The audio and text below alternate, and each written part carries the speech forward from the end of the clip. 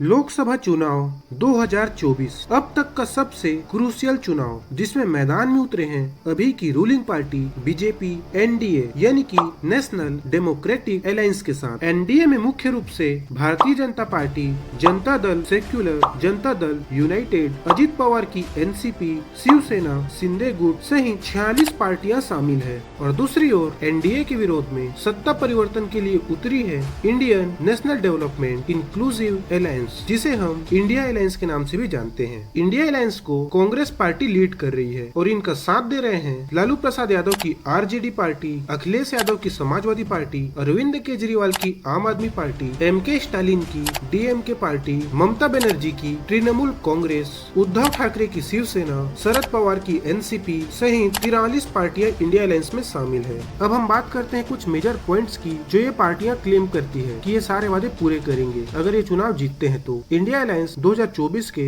Election manifesto में कहती है कि ये युवाओं के लिए रोजगार के मौके देगी, एजुकेशन और हेल्थ केयर फील्ड में सुधार लाएगी, सभी को न्याय मिले एक ऐसा लॉ बनाएगी, पेपर लीक जैसी समस्याओं को पूरी तरह से खत्म कर देगी, इकोनॉमिक ग्रोथ में सुधार लाएगी और इन्वायरमेंटल सस्टेनेबिलिटी पर भी ध्यान देगी। वहीं दूसरी ओर एनडीए कहती है कि वे देश के विकास, सुरक्षा और समृद्धि पर काम करेगी, साथ ही साथ इंफ्रास्ट्रक्चर डेवलपमेंट, नेशनल सिक्योरिटी और इकोनॉमिक रिफॉर्म्स पर फोकस करेगी।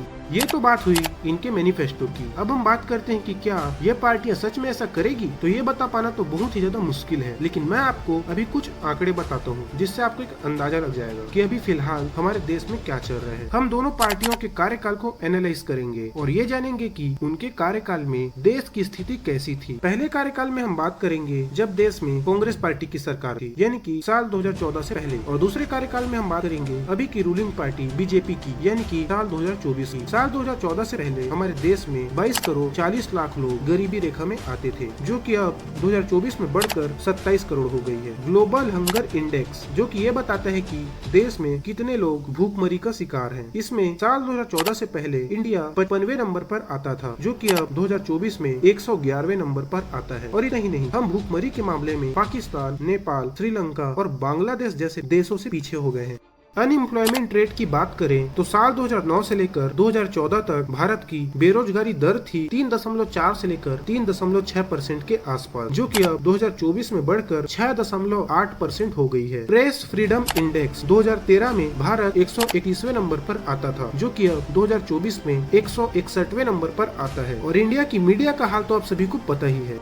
2014 से पहले एक यूएस डॉलर का प्राइस था 62.3 रुपए, जो कि 2024 में बढ़कर 83.39 रुपए हो गई है। करप्शन इंडेक्स के मामले में 2014 से पहले भारत 85वें नंबर पर आता था और अब 2024 में 93वें नंबर पर आता है। दोस्तों, मैं ये नहीं कह रहा हूँ कि 2014 से पहले भारत की स्थिति बहुत अच्छी थी, लेकिन अभी की स्थिति तो पहले से भी बुरी है।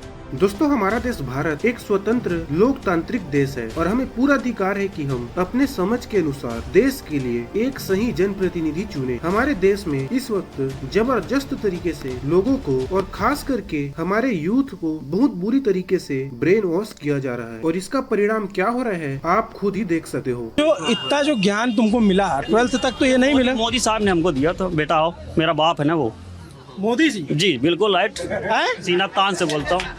और योगी जी भाई साहब हैं। भाई साहब हैं। और सिर्फ ये ही नहीं, अभी आप इस महाज्ञानी महिला की भी बात को सुनिए। 99 साल की लीज पे। हाँ, ये जो आजादी हुई है ये 99 साल की लीज पर है। भारत कम्प्लीटली आजाद नहीं है।